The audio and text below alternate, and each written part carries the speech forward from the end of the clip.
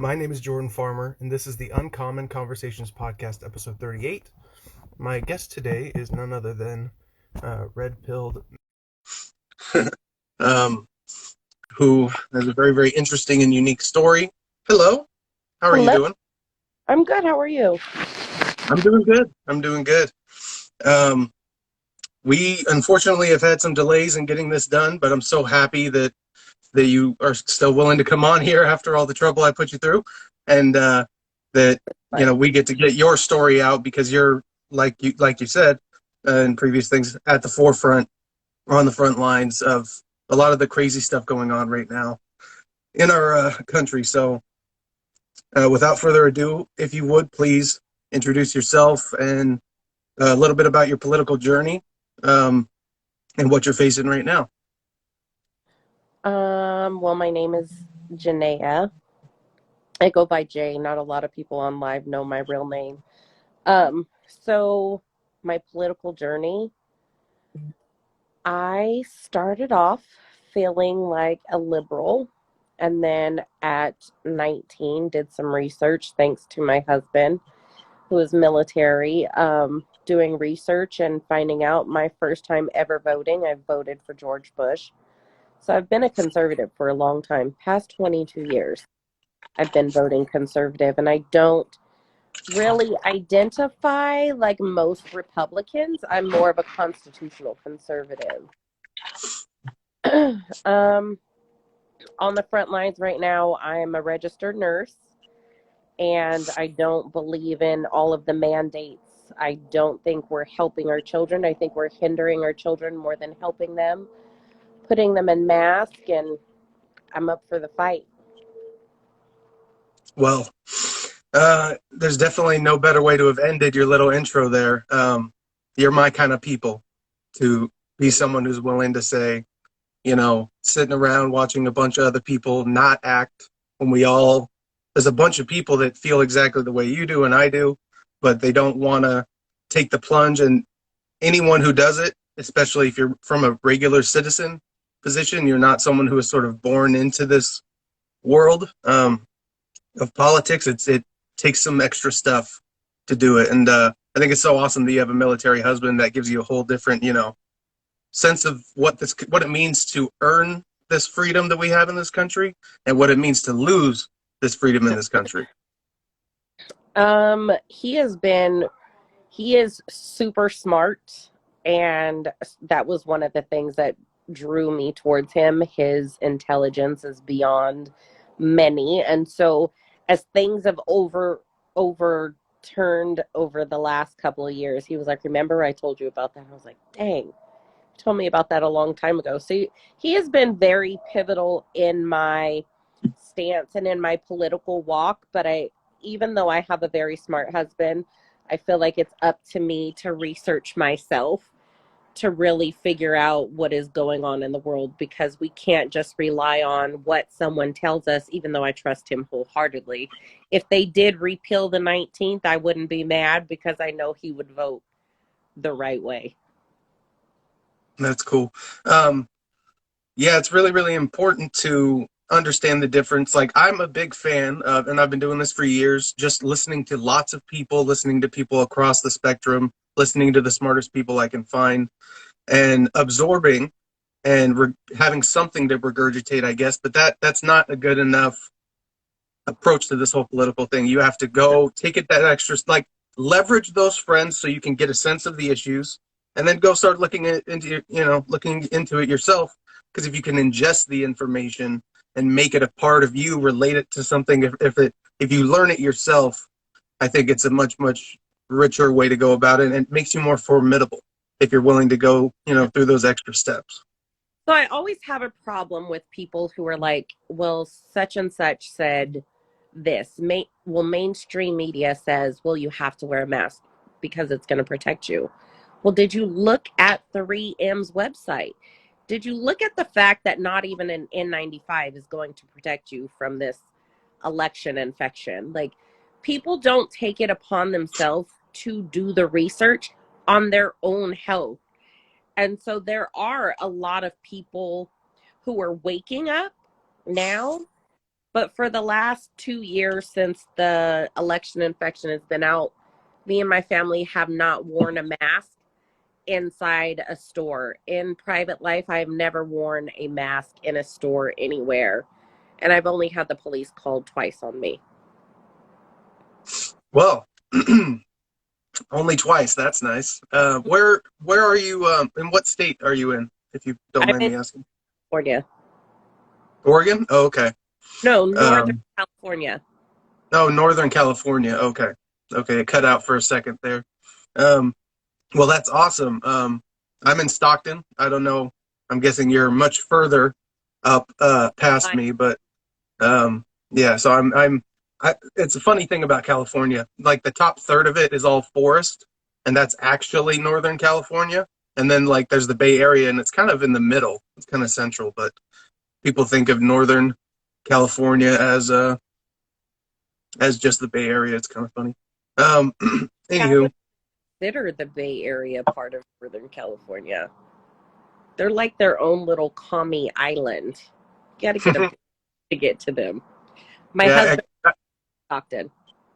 Oh, okay. Well, that's awesome. That's awesome. Then he knows what's up in many unique areas to this particular part of town. If you grow up Oakland, Stockton. Stockton, whatever, Chicago. My husband's grandfather was the first black bus driver in Stockton. Oh wow, His great aunt was the first black nurse in Stockton. So they have a big family. that's some pedigree right there. That's awesome. Yeah. Um, uh, anywho, in so I've been in Well, I was in Fresno through most of the main part of the pandemic, and then uh, I started working in Stockton and working on moving here in January and February of this year. And I wore masks when I went to Walmart's.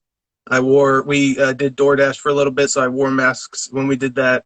And then I had to wear a mask in the freezer warehouse, even though it would get wet and soaked and start to drop and like wasn't doing anything. I The went with it. And once, I would say probably around April of this year is when I slowly started coming around to just being like, we shouldn't be putting up with this at this point. Like, not even the masks, because there's this sly argument of, well, what if you just give a little bit? What if it's just a mask, just a slight inconvenience to try to help other people? And as someone who is, maybe agreeable to a fault sometimes, I was like, I'm more willing to go along with it than maybe I should have been. And but when that transition happened, what was cool is one of my brothers didn't do the mask thing at any point except for when it was like absolutely necessary for a little window to, I don't know, go pick up a prescription or something. And even then, I don't think he did it. I think he pretty much didn't do it through the whole thing. And I kind of was like, I'm the political one, but he had the right instincts. And I thought that was, I don't know, that's just an interesting side note. But I respect you a lot for holding that stance all the way through. I think that says something about you, and that says, I'm willing to say that I had to come around a little bit later. But so the funny thing is, because you have a beard, even if you worked in the hospital, you can never wear a mask. In an isolation room, you would have to wear a PAPR, and that's what they use in the hospital for patients that have the COVID is a PAPR, and it's like a space suit. It goes all around your head. It has a hose, a little respirator. It filters out 100%. Like an N95, you would never be able to be fitted. I have to be fitted once a year for a mask. You would never mm-hmm, pass wearing an N95 because you have a beard. mm-hmm. So, and a lot of people don't understand that. Crazy thing about Fresno is there's a guy named Benjamin Martin. Have you ever met him? I have not. Benjamin Martin is a pretty cool guy in Fresno. He actually started the Coalition for Individual Liberties. And so they just get a bunch of people and they go into stores like during the height, like last year. Ben Martin was going in with a whole group of people unmasked, and he printed out all of the laws And it was really inspiring to a lot of people because you can sue them. There are so many laws, especially here in California. Civil Code 51, they can't mandate you anything. A public store, right? They always want to say, well, it's a private store, they can tell you what to do. No, every store has to give equal access to everyone according to the law. And they're not allowed to ask you what your exemption is. I'm exempt from wearing a mask, all you have to say. But a lot of people are too afraid to assert themselves. And we forget that this country wasn't formed on weak people. Weak people are never remembered, but we do know who George Washington is, right? We do know Yeah. who Ulysses S. Grant is. And I think that's the problem in society right now, is because a lot of people don't want to say, I want to stand up for myself. Like, don't forget, our forefathers stood up for all of us, even this many generations down, to give us freedoms. And now we're just going to bend over and let them take it because of a virus. Make No, that. we're not going to let that happen. It's so cool. It's interesting for me because because of what I'm trying to do here and the way I'm trying to do it. When I got started learning politics, I'm 27 now, so about 10 years ago, I was coming up on being able to vote and started studying things. And I just focused on policy because I didn't really care about who was running until I knew what I should be supporting in that sense. And so I'm like on some things pretty educated, pretty, plugged in, and on things like just like the actual system, the flesh and blood people involved and who's been in the game. I haven't been paying attention to that with as much detail because I didn't really know who to support. And I felt like I always had more disagreements, not even like in the meaningful way, but just like I always felt like there was more to the answers, more to the different discussions we were supposed to be having, and it just felt like they were mostly a waste of time, which turned out to be true. I think in the long run, most of the people in the discussion that they participate in is strict regurgitation of other things. It's not actual indigestion. It's not actual research, and that is changing. I think we're in the era now where you can't help it, especially now that Trump's out of office. So the sort of temperature's been brought down. Like people don't have as many excuses to be blind to what's happening. They don't have this giant, guy to constantly, trigger them every 3 seconds. But And now some of them are seeing the light, which, that's, the problem is, better than nothing. it's not policy that Democrat runs on. It's tearing down someone. Like, you want to be mad at Trump because you feel like he's mean, but yet no one looked at Joe Biden's history, right? Joe Biden has been a racist his whole thing, so they want to throw stones. And there's a great Bible verse about looking at the speck in someone's eye when you've got a log in your own. Nobody wants to look at that. And so for me, it's history. I love history because history will always repeat itself. There's nothing new under the sun. So you have to look at the past to see what the future is going to hold. And so I already knew what was going to happen with Joe Biden. There's a great book by Trevor Loudon that breaks down everything that Joe Biden has done. It's called, what is that book called? The Enemies Within. Trevor Loudon is a really great source. And so if you read a book, then you go and you research, and it shows the ties between Joe Biden and the CCP. And it always has been, and it always will be. And that's why we see like what's going on. I feel like they use racism to be an emotional reaction, right? So I'm biracial. Growing up biracial, do I know that racism is real? It is. Has it stopped me? No. For me, being biracial, I'm never white enough for white people, but then I'm never black enough for black people. So I'm like kind of stuck there in the middle. So you have to say, well, I'm just going to live my best life and I don't care who likes me and who doesn't. God loves me no matter what. So I just move forward. For me, it's more of be who you are. Stop being a damn victim. People hold this race baiting. Well, our family, black people, we were slaves. I have a picture of my second great grandmother who was a slave. Very, very proud that she was able to be free in her lifetime. She ended up having babies with the master, and my grandmother is buried in the same cemetery as my slave ancestors, right? That feels great to me. It's a great place to go back to in Savannah, Georgia. Do I live my life acting like I ever was a slave? I wasn't.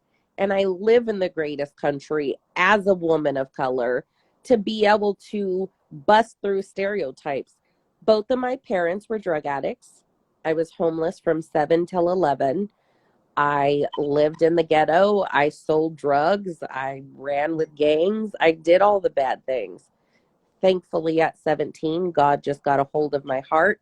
I got married at 19, and I've been living my best life ever since. Well, that's an amazing story. Um, that's so cool. I mean, there's like 15 things there to ask about. Um, that's really cool. Um, so, Sure. Sorry. um, I legitimately, well, I'd like you to tell me more about how you were saved. I think that's the thing that popped out most to me out of everything you said. You know, the crazy thing is I'll never forget the date. April 17th of 1997. I was walking in the parking lot of my apartment, and I could literally hear it, like God calling my name. And so it turned into this yearning, like, God, where is God at in my life? And so I started, and I was a lukewarm Christian. When you become a Christian, you really don't give everything up. But I had to learn, like, where do I fit in? Where does God fit in my life? And so I started going to church and reading the Bible and trying to live my life right, still giving into the flesh because the flesh is really strong, especially with a young woman who has been hood forever, right? And then once we got married, like, my husband and I decided we have to do something strong for our own children so that they don't have to go through the things that we went through, right? So we decided, we both were baptized in a church in North Highlands, and our 4 sons were all dedicated there. And it's just like a constant journey and learning what my spiritual gifts are. And for a lot of people, I'm not like your typical Christian at all. Still have a lot of hood chick in me. Even my pastor knows. Like, I told my pastor, I'm like, seriously, I'm just going to start throat punching people in the name of Jesus because he's stupid right now. If he calls me God's pit bull, I prefer God's lioness. Because Jesus wasn't nice, and all of these people are like, well, you have to be nice, you're a Christian. No, you don't. Like, tell the truth. The Bible clearly speaks of speaking boldly the truth like a lion. It says, be strong and courageous. Do not be afraid or discouraged. Like, why are we being, it doesn't say be weak and meek. It says trust God, not man, but you put a mask on, which is a lie. So what are you doing? Like, you're not trusting God, you're trusting man. So I don't know. I every day that I wake up, I read the Bible before my feet hit the ground. Like, that's my thing, and I make sure that I spend God with time with God daily. Yeah, I think that's amazing and that's super critical. Um, I real short. I just had a real weird personal journey with God, then from God, and then back to God. My grandpa was a pastor. My mom's dad was a pastor for 45 years, and then a really authentic and amazing one. He developed a very true to the gospel, as far as he could, true to the gospel um, style of preaching. Was not interested in wasn't interested in politics in the non-political sense. Like, he wasn't telling one anything just to make them feel good. He was very much the anti Joel Osteen specifically. Like, I knew Joel Osteen from like 5 years old on because of that. He talked about him. Anywho, and then when I was 17, 18, I questioned things and I realized I had I would just say a childish sense of what God is in the real world. And that sort of childish facade smashed. And then I was just sort of directionless for about 7 years, and then was able to find a framework of understanding what the kind of truth and what the kind of I guess divine truth means in this whole context. Like, I was an overthinker, and so I just couldn't be disingenuous and say that I concretely, without a doubt, believe what I didn't have, doubts about and thoughtful doubts about. But when I was on a journey that definitely took me directly in through the waters, so to speak, that I needed to go through to get to where I am now, where it isn't a question of if I believe in God or not, or if he exists or not, or even much of what he's telling us to do in how we should live our lives now, but sort of to study it in a much more effective way. That's sort of the like, I grew up and I know a lot of the Bible just literally from going to church all the time and having a decent memory and reading a good amount of sections, but this is a totally different kind of a thing that I'm going to be attempting now. So I'm sort of on the cusp of that journey, and so it's kind of hard to even want to say I call myself like almost not a secular Christian in that I'm against anything within the church, but there's sort of a scientific secularist sort of framework I'm coming from that makes me feel disconnected sometimes from regular Christians, and so I feel like there might be a gap there. Not that they don't think that way, but just like very few people are on the track that say Jordan Peterson is on and his ways of thinking about divine Everybody scripture. Jordan, And so I have no clue who he is. so he was a psychology professor at the University of Toronto, and was at Harvard before that and a couple other places. So worked in America, worked in Canada, and he's been a clinical psychologist, just counseling people that are lawyers and doctors and all sorts of people. Worked with government, and then in 2016 there was a bill in Canada called C-16 that mandated or basically put hate speech codes, extended hate speech codes that already existed to misgendering someone under the current concept of gender. So what it effectively meant was you had to, under law, use the gender pronouns that people preferred.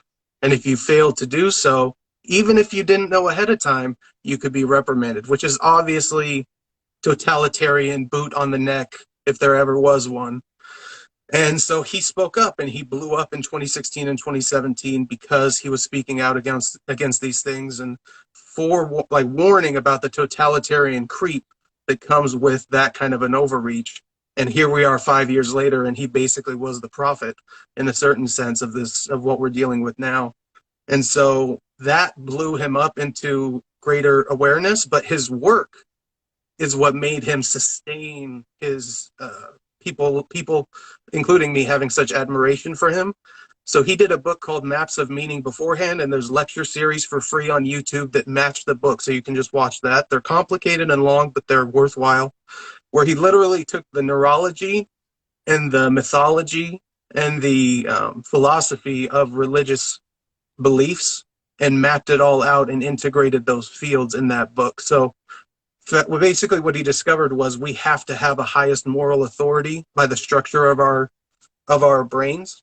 And so if it's not God, it will go to government or to our own individual intellect, neither of which should be any ultimate source of moral authority. Both of those are obviously corrupt. Your individual issues are corrupt, and then obviously government is corrupt. So literally, technically, we are lost without God. Literally. That Like is literally. fact. Like not even from a Christian perspective or anything, literally, we are lost without God. So that fused something in my brain that just like it literally unifies those two fields.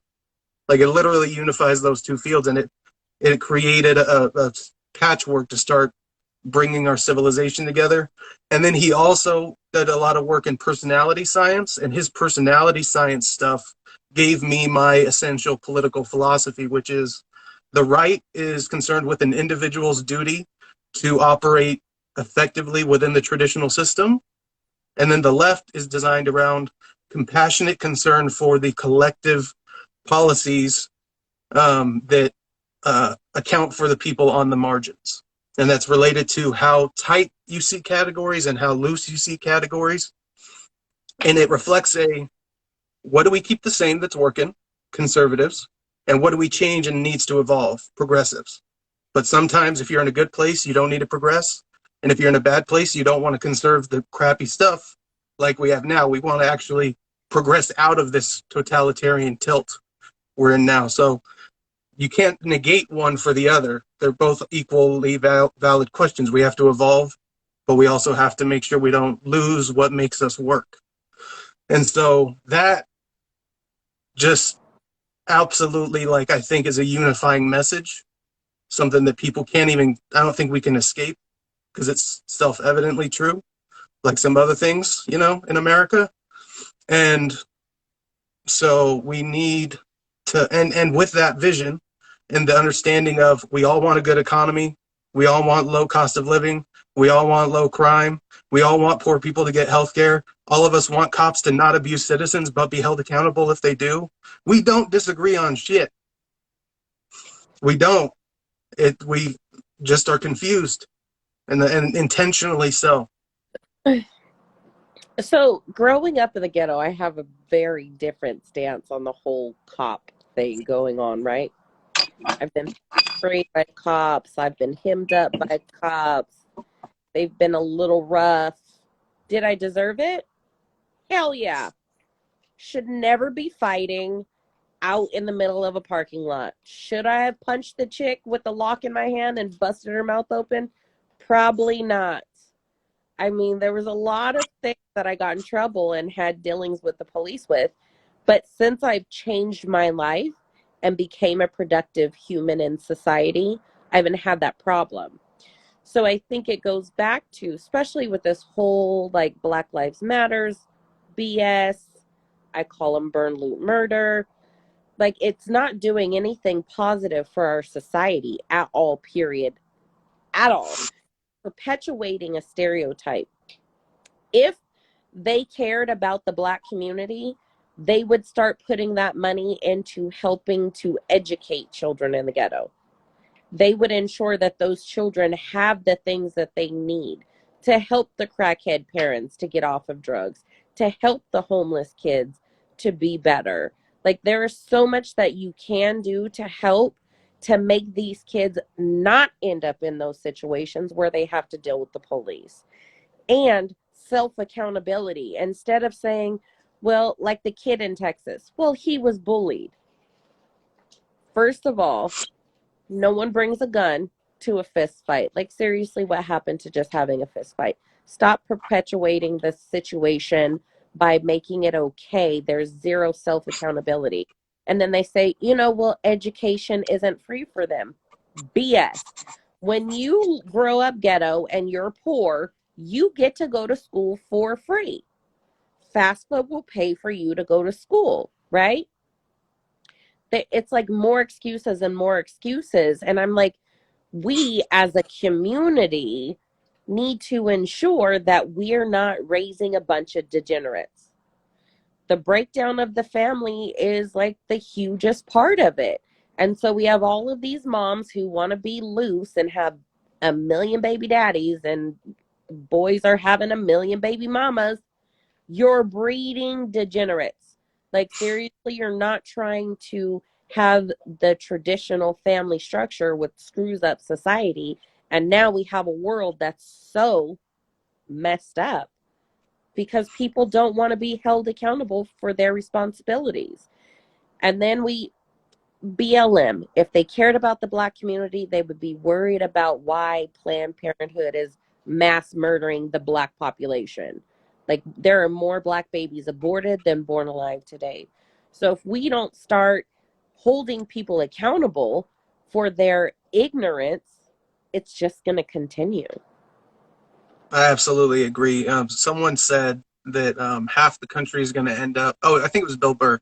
Half the country is going to end up in the octagon, and half the country is going to end up in safe spaces, and that's the way we're going. I thought that was pretty funny. But you mentioned something about like fighting, handling fighting, sort of the reality of the harsh world. There is something really good, and it happened to me. It just took one time, and I honestly didn't even deserve it, but it still registered appropriately. I got hit randomly just by a dude. He just decked me, just wanted to hit me that day. He did it. I didn't even react or fight. I was just kind of like shocked that it happened and just sort of like left. I was mostly shocked more than anything else, but it gave me that dose of reality. And I was already a fan of Bruce Lee and martial arts, had trained martial arts, and I was an MMA fan after this. But this was sort of it's not related, but related to all that. I think if we went the other way with it, not the anti-bullying way, but we went the every kid should learn how to box way, or like we need to get martial arts and physical combat training, jujitsu in our schools so that people are competent and learn how to handle themselves and empower the individual that way. That is the only, first off, that's how we solve it, but also that's also going to tremendously help the culture. The more of that discipline, the more of that healthy and thoughtful toughness, I think, we'll just be better off, infinitely better off for it. They've taken out peer mediation in the school, right? So when my oldest son, Josiah, was in school, elementary school, he became a peer mediator. So if two kids got into a fight, it would be him and two other kids, and he would talk to them and, try to squash it. Josiah was in 7th grade when we moved up to the country, right? And this kid was trying to bully one of his friends. His friend was really short. My kids, I've always raised them, protect anyone, don't let anyone be bullies, because I have massive kids, right? So the kid pulled Josiah's shirt after Josiah was like, we're here to learn. Let's just walk away. And the kid was like, I'll beat you up. And Josiah was like, listen, I will knock you out in 2 seconds. Let's just walk away. The kid pulled my son's shirt, which was a Duck Dynasty shirt. It was like a happy, happy, happy. And he just got it. He was pumped. Josiah gave him a one-hitter quitter and then walked himself to the office and told on himself. He was like, I just knocked the kid out outside. And I was like, who does that? Like, the whole hood chick in me was like, what? But I was proud of him because he stood up for someone who was not very strong. But that child that my son knocked out, this is 7th grade, I never knew who that kid was. My son Josiah was a junior in high school, and I've been cheering with this mom on the sideline for the longest time. We're like the two loudest moms. We go to a Halloween party, and her husband tells me, I'm so glad your son knocked my son out. And I was like, who says that?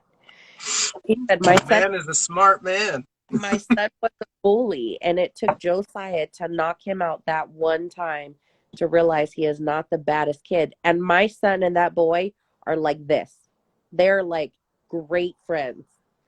It's amazing how just being a loving parent and with a mom and a dad will make you be a great human. Yeah, it's not actually much of a surprise. Was a math kid in school, and if you just take the simple math on it, there's 168 hours in a week times 18 years. For every week throughout that whole time period, and then if you have two parents, that's 336 hours every week for 18 years. It's quite different level of investment in the kid, and also it's greater than the sum because you guys can give each other breaks, whereas a single parent is constantly going and doing everything and being stretched too thin. So it's self-evidently true, and some women, for whatever reason, are willing to, for a multitude of reasons, and a lot of it has to do with being a hoe, are willing to have children in situations where they're not ready or capable of handling them, and they don't rise to the occasion, and they don't, for whatever reason, we have this automatic, protect the women and children thing, which I don't mean I'm against that, but when it bleeds over to we can't criticize single moms because they're, all victims and they're all just on hard times and their own decisions have nothing to do with their situation, that's toxic for the culture across the board. As a son of a single mom who I think did a lot of great things, even now she has a wonderful man in her life. She's so much better off psychologically and otherwise, and just happier. And it's I've been filled multiple times now with insane amounts of love for the fact that she found a good guy and that she's in a good spot. But that would have been great for her, not even for us, just great for her 20 years ago, let alone for us and for everything else. So um so Because that matters. be, Inarguably it matters. being a parent, you get drained because children literally are life suckers. They suck the life out of you. So I was once a child, I know. you need somebody to fill you back up. And our analogy, and it's probably because he's ex-military, is we are the United States and our kids are all ISIS terrorists, right? Because kids are like totally emotional terrorists, and like seriously they'll play on my And emotions. destructive. Yeah, and destructive, destroy everything. And so there's this really great book by James Pearl, How to Train Up a Child. And once I read that book, my three boys were 18 months and a 3 month old. And I literally was like losing my mind. And that's where it just clicked. And this mom gave me that book, How to Train Up a Child. And it was amazing because raising children to be respectful is what we need to do. Because I have to take my kids and send them into society, right? So if your kids are jerks to you at your home, imagine how they're terrorizing the teachers. Like, it's crazy. I've always been really hard on our kids. They have to get A's. That's how they pay their rent in my house, because a B means you better do better. Like, we don't celebrate B's in my house. You have everything that you need. If you need help, I'm here. I will help you. But as a child, you are smart enough. And people need to start encouraging their kids by telling them that they are smart, because when you talk to your child, it stays in their head. When you tell them they're dumb or you talk negative to them, you're tearing your child down. Build them up so that once they go into the world can't tear them down. Have them so strong in who they are and educated, because education is something that can never be taken from you. If you know history, they can't take that from you. If you know the Constitution, you can't take that away from you. Like, people not knowing laws nowadays or the Constitution, why they're walking around with their mask and getting these damn jabs. Like, people don't really pay attention to anything, and then they're so mean to their kids and tear them down. They're stupid, you're ignorant, mean things, without building them up, is why we have a society right now of a whole bunch of degenerates. You touched on a couple of good things there. Like, one, when the kid has that proper support structure, the excuses are gone, and you can actually say that, like, no, you have everything you need. You can handle your crap. When it's not the case, you can't necessarily drive that home the same way. Like, you should. Like, it should still be the kids understanding that they have to help themselves. But if you're working out of a deficit and you don't necessarily have that position where you can actually say, there's no excuses, it definitely will diminish that, and just make it harder. A bunch of it, like it's all just harder for that reason. I wanted to touch on something you said a while ago. You prefer to be considered a lioness rather than a pit bull, and I thought, and this is what popped into my head. Lionesses don't bark, We just and bite. lionesses are way more deadly. They'll snap your neck in 3 seconds, but they're not going to bark and let you know ahead of time. So I like that metaphor a lot. You said you were God's lioness, so especially in Because that context. God calls us to tell the truth like a lion and be courageous as a lion. And I will do both. We're supposed to be the salt and the light of the world. And if you're going along to get along, you're not being honest and you're not shining the light of truth on the darkness that's going on in the world. So therefore, you're just being a tyrant. If you participate in tyranny, you too are then a tyrant.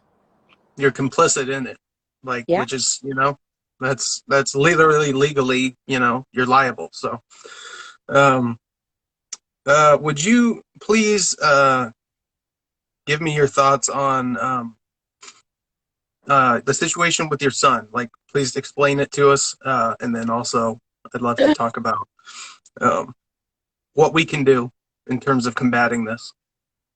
So my kids at school said on August 10th, we are not going to wear masks. It's going to be up to the parents. They're encouraged, but we're not going to send your kid home.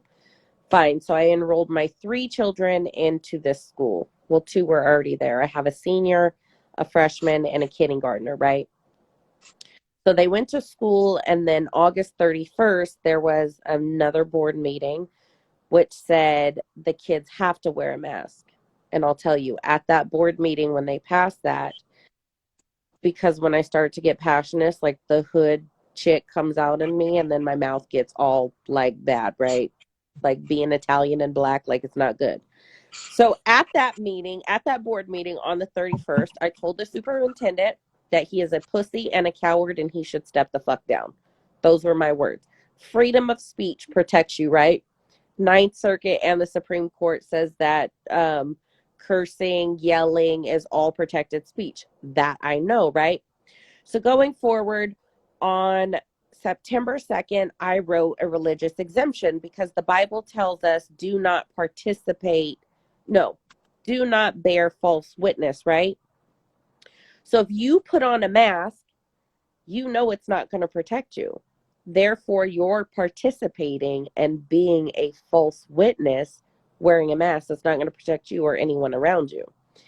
So that is a lie. So I wrote a bunch of Bible verses. I gave the school my religious exemption. Sorry, I was getting a call. Pastor John You're good. MacArthur just won a case um, in Los Angeles. 2 churches in San Joaquin Valley just won cases about religious freedom. So I was like, okay, let me just write a religious exemption. It's covered under the Constitution and the Civil Rights Act of 1964. California, we have Ed Code 4, and I think it's 23654, which says you can't discriminate against religious beliefs, right? So I wrote this.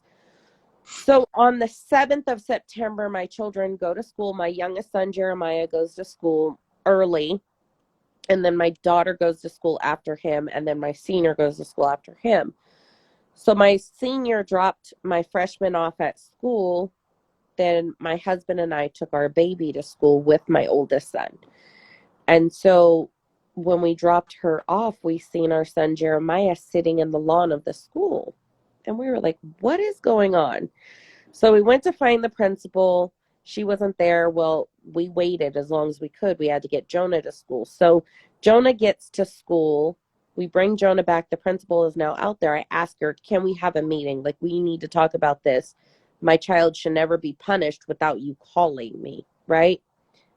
That's not unreasonable. And actually, it's protected in the Parents' Bill of Rights, but not a lot of parents read that. I do.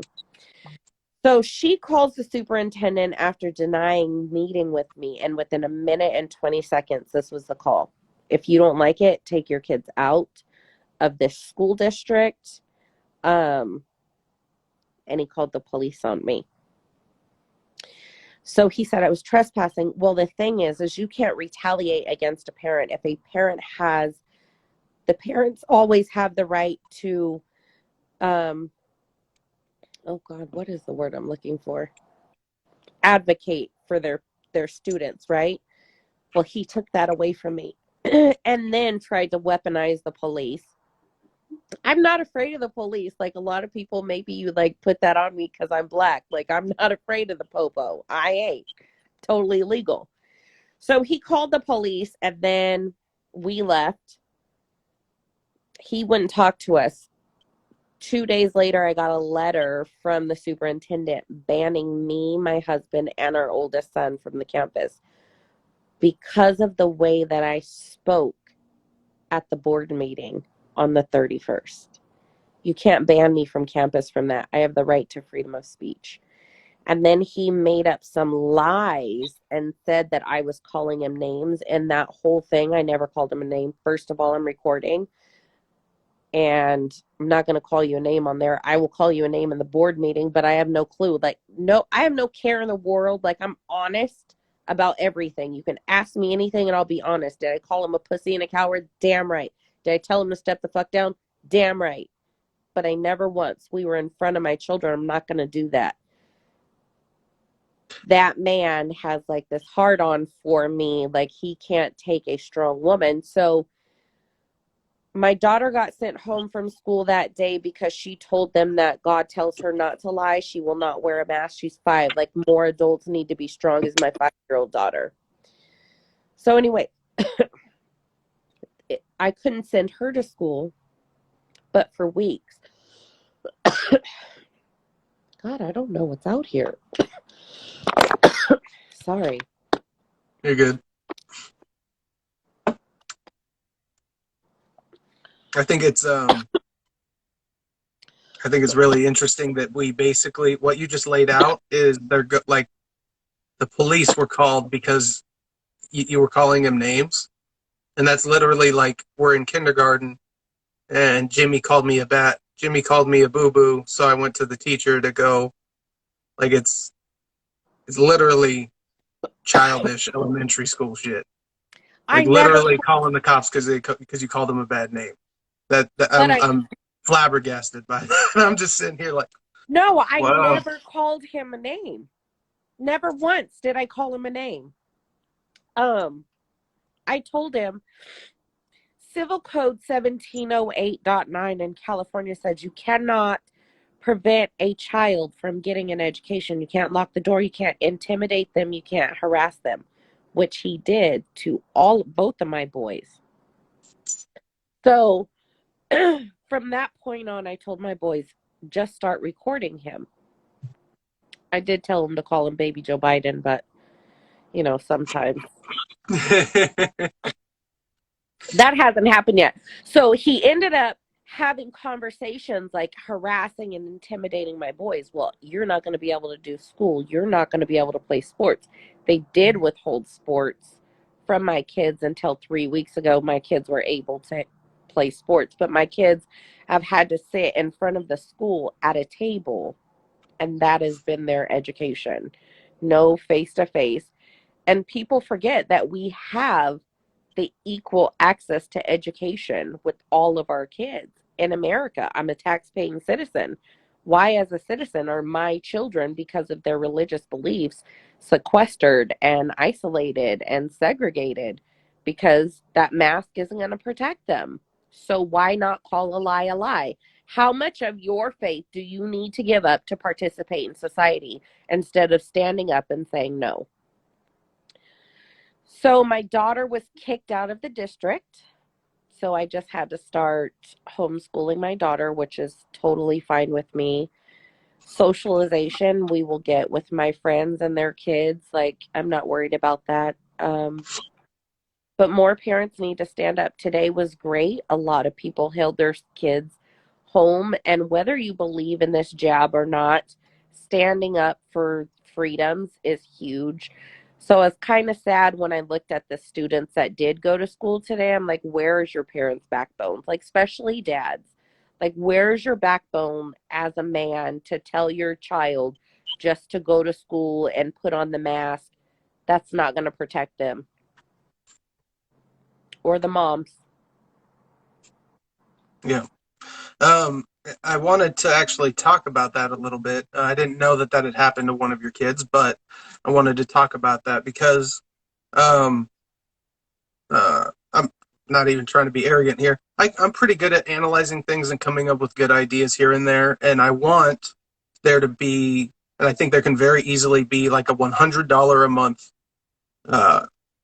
tuition college or sort of lifelong education program, K through 12, pre-K through 12, all the way on through higher education, because you can have all the lectures online in a digital database. You can have little satellite schools for tutors to work at where you need for the students that need it. But lots of students are bright enough to where they would never need that. And you can have all sorts of tailored apps or technology or just sort of philosophies around the actual systems to maximize individual learning. Because one of the biggest issues with our current education system is Not all the kids have access to the best teachers. We're segregated by what your parents can afford to pay in rent. And then also, everyone learns at the same stupid ass rate. Like that, I'm sorry, but like literally 13 years and everyone is supposed to learn at the exact same pace at every single stage. That's insane. That's totally anti-reality to think about like what people could be doing versus what that is making them do. And that means that the people that are bright are held back, and it means that the people that struggle are probably not getting the attention they need.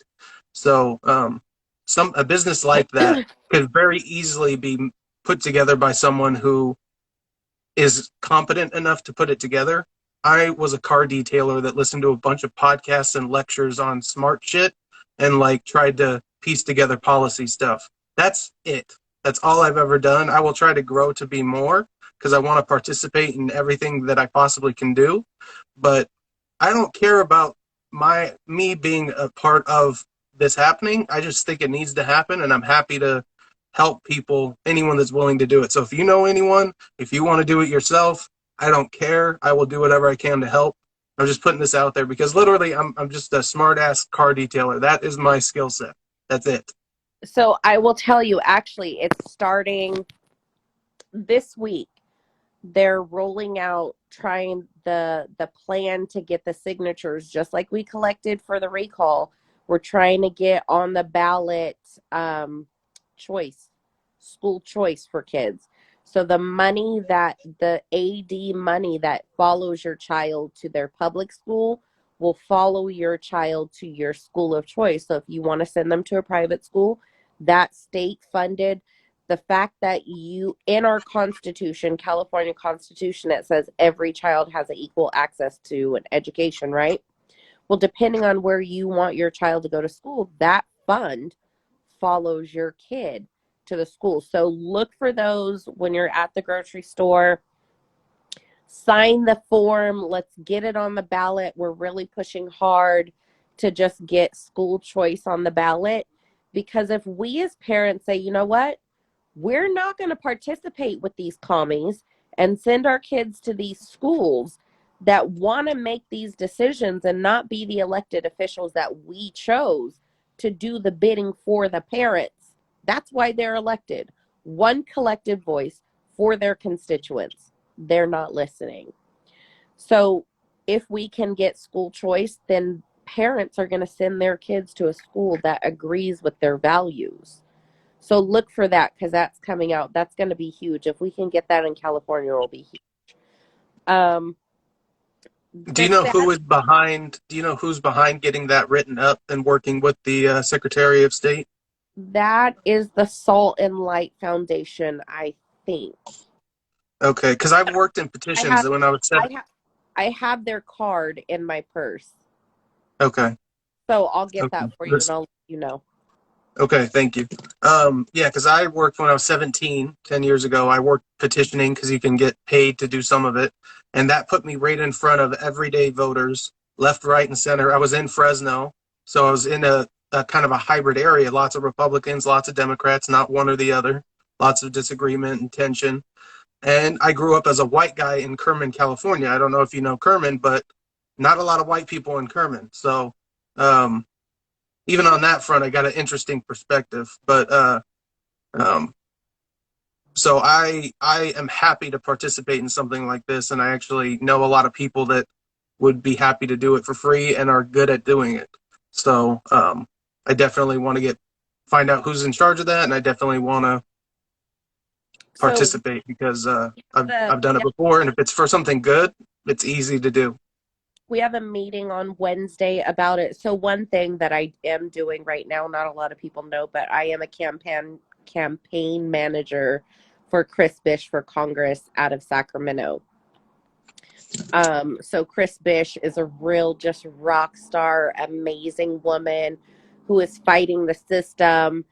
She actually has 3 cases right now pending, with one with the Election Integrity Project, and then 2 against the Secretary of State because in District 6, California District, Congressional District, the Matsuis, first it was the husband Bob, and then it was Doris Matsui. Since the last 40 years, they've been in that congressional district, right, running it. Well, Doris Matsui doesn't live in California. She lives in Chevy Chase, Maryland. And the District 6 has not been represented. The reason I agreed to be with her campaign is for the fact that's where I'm from. I'm from the ghetto in Sacramento, and I think that we need more people to care about that city. Chris is actually a woman who developed kidney cancer. There was the Air Force base there prior to Bill Clinton closing it on Wadden A Street in North Highlands. McClellan Air Force Base, well, they were leaking toxins in the water. Chris developed kidney cancer because of those toxins in the water. And people don't know that. Matsui has done nothing about that. So I seen Chris and her fight, and I was like, whatever I can do to help you, let me help you. Yeah, So well, I'm definitely gonna reach out and see what I can do. She's, right around the corner from here, so that's awesome.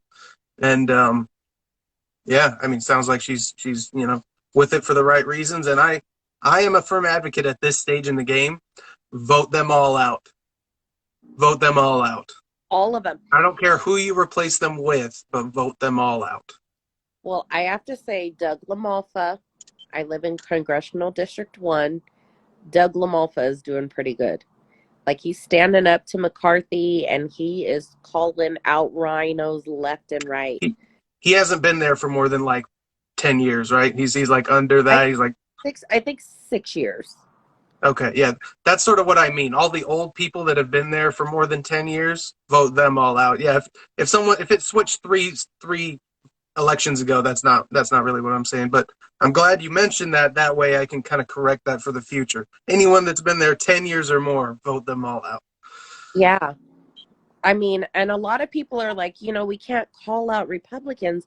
We need to call out Democrats. No, you elected this POS, and now they're just voting with the Democrats? No, I'm going to call everybody out equally the same. I am an equal opportunist.